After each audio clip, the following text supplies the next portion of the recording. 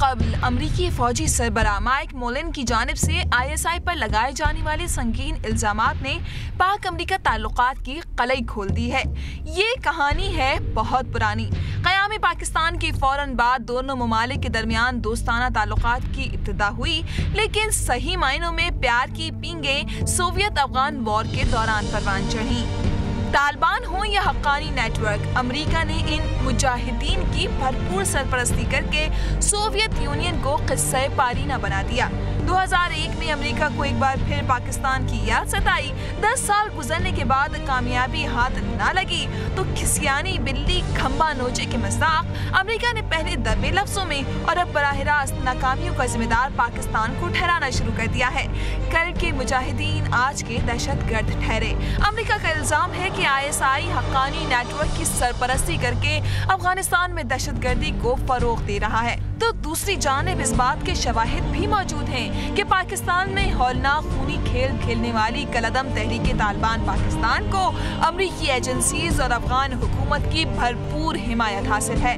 خوشائند بات یہ ہے کہ امریکہ کے سنگین الزامات کے جواب میں پاکستان کی سیاسی اور عسکری قیادت کی جانب سے سخت موقف اپنایا گیا ہے۔ آج ہونے والی کور کمانڈر کانفرنس کے بعد پاک افغان سرحدوں پر سیکیورٹی سخت کر دی گئی ہے، لیکن یہ سوال اب بھی اہمیت کا حامل ہے کہ سنگین الزامات کے بعد امریکہ کا آئندہ قدم کیا ہو سکتا ہے اور پاکستانی حکومت نے اس کے لیے کیا اقدامات کر رکھے ہیں۔ کیا کسی کے پاس ہے کوئی اس کا جواب؟ السلام علیکم ناظرین اینڈ ویلکم ٹو دا شو ہے کوئی جواب۔ میں ہوں نادیہ مرزا۔ ناظرین، پاکستان اور امریکہ کے جو تعلقات ہیں وہ شدید تناؤ کا شکار ہیں، جیسا کہ آپ نے اس رپورٹ میں بھی ملاحظہ فرمایا ہے۔ اسی طرح سے ہم نے دیکھا امریکہ نے الزامات کی بوچھار کر دی اور اس کے بعد پہلی دفعہ یہ ہوا کہ اتنا کھل کر پاکستان کے خلاف الزامات کا سلسلہ شروع کیا گیا، جس کا جواب پاکستان نے یقیناً اپنا شدید رد عمل ظاہر کیا، اور پہلی دفعہ ہم نے یہ دیکھا کہ پاکستان کی جانب سے بھی دو ٹوک جواب دیے گئے، نہ صرف پاکستان کی سیاسی قیادت کی جانب سے بلکہ اس کے ساتھ ساتھ عسکری قیادت کی جانب سے بھی۔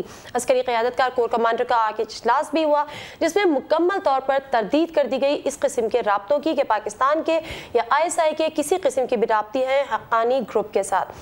اگر ہم سیاسی قیادت کی بات کریں تو شروع میں ہی ہم نے وزیر اعظم سید یوسف رضا گیلانی کا اسٹیٹمنٹ بھی دیکھا، انہوں نے بھی تردید کی، بلکہ کھلے الفاظ میں یہ بھی کہا کہ پاکستان کو اگر امریکہ کی ضرورت ہے تو امریکہ بھی پاکستان کے بغیر نہیں چل سکتا۔ اس کے بعد انہوں نے سیاسی قیادت سے بھی رابطے کیے اور ہنا ربانی کھر جو کہ امریکہ میں موجود تھی ان کو بھی فوری طور پر پاکستان واپس بلا لیا گیا۔ یہ سب کچھ ہو رہا ہے، اب اس سے ضرورت ہے کیونکہ شاید ہم آلریڈی لیٹ ہو چکے ہیں۔ جس جنگ میں امریکہ کا ساتھ دیتے دیتے ہم نے بے تحاشا قربانیاں دی ہیں، 9 سے 10 سال کا عرصہ اس پہ گزار دیا ہے، آج ہمیں امریکہ نے پھر اسی جگہ پر لا کر کھڑا کر دیا ہے جہاں ہمیں مجبوراً اب یہ سوچنا پڑ رہا ہے اور یہ سوچنا پڑے گا کہ آیا ہم اب بھی امریکہ کے اتحادی رہیں گے، امریکہ کا اسی طرح سے ساتھ دیں گے، یا پھر اپنی راہیں جدا کر لیں گے۔ اسی پر ہم بات کریں گے، سیاسی جماعتوں کے رول پر بات کریں گے۔ فی الحال ضرورت یہ بھی ہے کہ آپسی جھگڑوں کو بلا دیا جائے، ایک ٹیبل پر بیٹھ جائے۔ ہم پہلے میں انٹرو کرا دیتی ہوں، جو ہمارے گیسٹ ہمارے معزز مہمان ہمارے ساتھ موجود ہیں، ہمیں جوائن کریں گے آج کے اس شو میں۔ پیپلز پارٹی کی ہمیں رہنما جوائن کریں گی آسمہ ارباب صاحبہ اسلام آباد سے، اور MNA ہیں۔ بہت شکریہ آسمہ ارباب صاحبہ ہمیں جوائن کرنے کا۔ اسی کے ساتھ ہمیں مسلم لیگ نون سے احسن اقبال صاحب بھی جوائن کریں گے تھوڑی ہی دیر میں، ٹیلی فون لائن پہ ہم ان سے رابطے پہ رہیں گے۔ وسیم اختر صاحب MQM کے ہیں، وہ بھی ہمیں جوائن کریں گے۔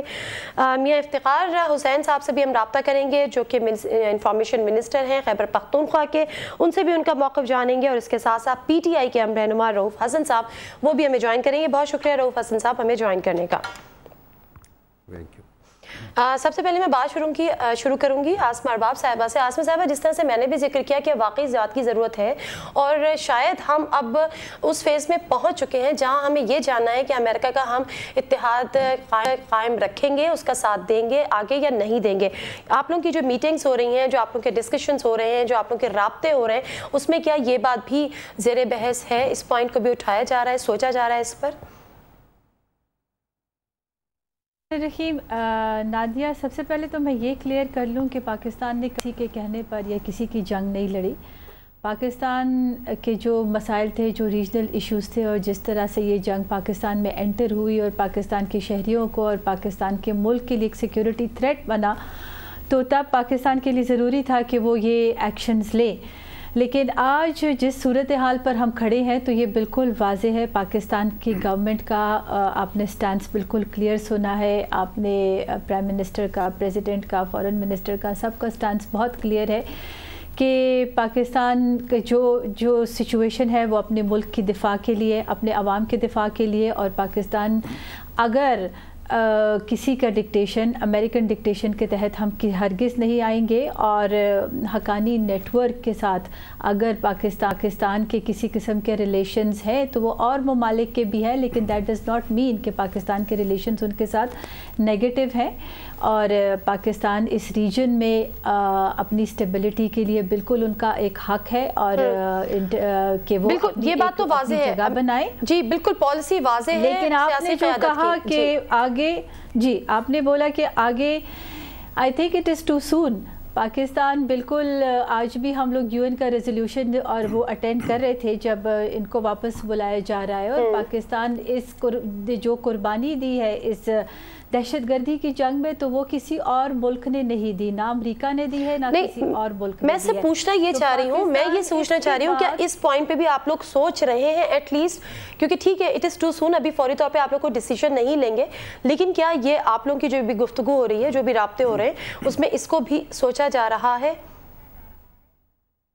دیکھیے پاکستان بلیو کرتا ہے کہ ایک انٹرنیشنل ریلیشنز ہو ساری دنیا کے ساتھ. Pakistan does not want to live in isolation, لیکن پاکستان کسی اور ملک کا ڈکٹیشن لینے کے لیے بھی ہرگز تیار نہیں ہے. پاکستان ایک نیوکلیئر ایک خود مختار ملک ہے، اور پاکستان کی اپنی ایک حیثیت ہے. تو ہم جب کسی ملک کے ساتھ بائی لیٹرل ریلیشنز رکھیں گے تو that is going to be mutual. تو آگے ہم دیکھیں گے، اسیس کریں گے کہ امریکن جو ہے سٹانس کیسے آ رہا ہے، اس کے مطابق پاکستان چلے گا.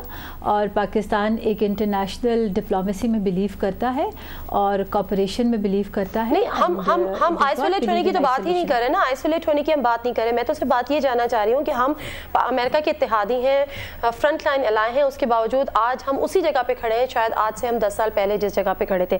خیر میں رؤوف صاحب سے بھی بات کروں گی. رؤوف حسن صاحب آپ مجھے بتائے گا کیا واقعی ابھی بھی ہمیں ضرورت نہیں ہے کہ ہم اس موقع پہ سوچیں کہ ہمیں اب اس اتحاد کا حصہ نہیں رہنا چاہیے، ہمیں امریکہ کو بائے بائے کر دینا چاہیے، اور واقعی ابھی بھی ہم کہہ رہے ہیں کہ ہم ڈکٹیشن نہیں لے رہے؟